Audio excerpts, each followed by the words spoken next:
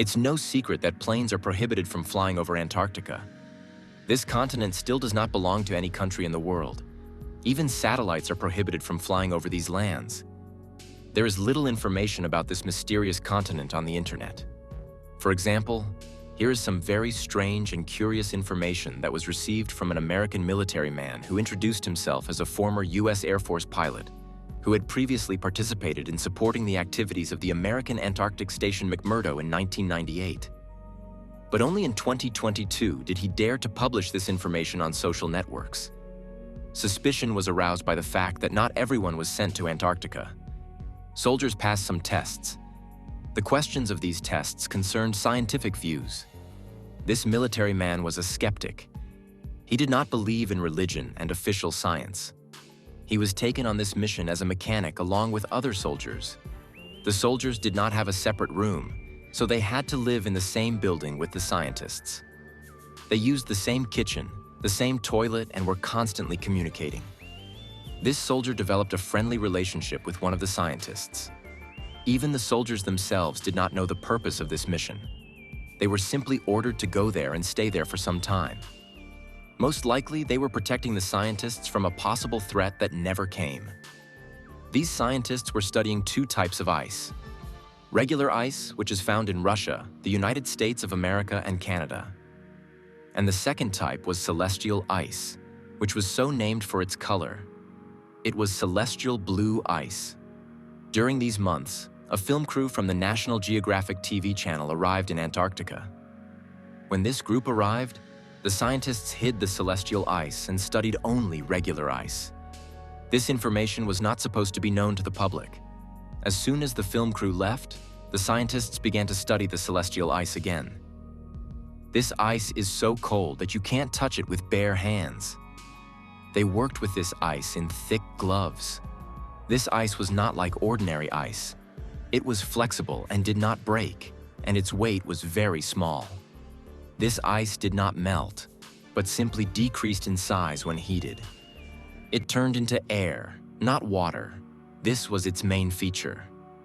There was no way to study this ice in the USA because this ice would evaporate during the flight. This ice was studied exclusively in Antarctica. This military pilot walked near the base, but did not see any celestial ice anywhere. There was ordinary soil and the most ordinary ice with a little snow around. The scientist told him that this ice was taken from an ice wall located deep in the continent. During the entire mission, the military was never shown this wall. The scientist said that this blue ice wall is the largest natural structure in the world. They tried to drill through this wall, but they couldn't. They drilled 16 kilometers, but they couldn't. It's so thick. And another special feature of this ice is that it restores itself. The ice began to restore its structure and made their drilling machine unusable. And after some time, the ice wall returned to its original state. The elites of the world's leading countries knew about this ice wall for a long time. Operation High Jump was carried out by the Americans back in 1946. But why was this operation called that? Perhaps they were going to jump over this high and impassable wall. This operation was of a military nature, because it consisted of 4,700 soldiers, 13 ships, and 33 aircraft. Against whom did the US assemble such an army? Against penguins? Something is clearly fishy here. Then the US Navy was allegedly attacked by someone unknown and suffered terrible losses. Their weapons were not capable of giving any resistance. When the commander of the strike group of ships, Admiral Byrd, returned to the US, he stated directly on television that the US must make every effort to protect itself from enemy aircraft from the polar regions of Antarctica. He also publicly stated that enemy fighters were flying from the polar zones, and that these devices could allegedly fly from one pole to another at incredible speed. Here I would like to note one very interesting detail. In both cases, military forces are involved. In 1946, an entire army was operating in Antarctica. And in 1997, for some reason, the military was called there again. Yes, Antarctica is a huge continent, but flying over it is prohibited.